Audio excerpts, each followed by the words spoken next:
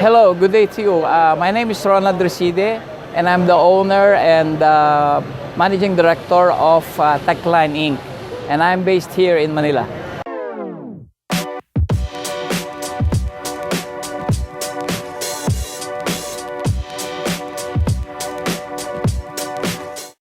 Sir, can you tell us about your company and your products? Okay.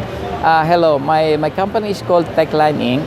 And our products and services are machine tools and services for the electronic industry, for aerospace industry, for automotive industry, and also for tool and die as well as job shops. Oh, nice. Okay, sir. So who's your target market? Our target market are the industries, especially in the automotive industry, aerospace industry, tool and die, and job shops. What we do is we bring in technologies from Europe, Germany, example, and Japan, and then we introduce it here in the Philippines so that the level of expertise and technology in the Philippines is upgraded so that we be able to compete with our neighboring countries in terms of technology. Okay, sir.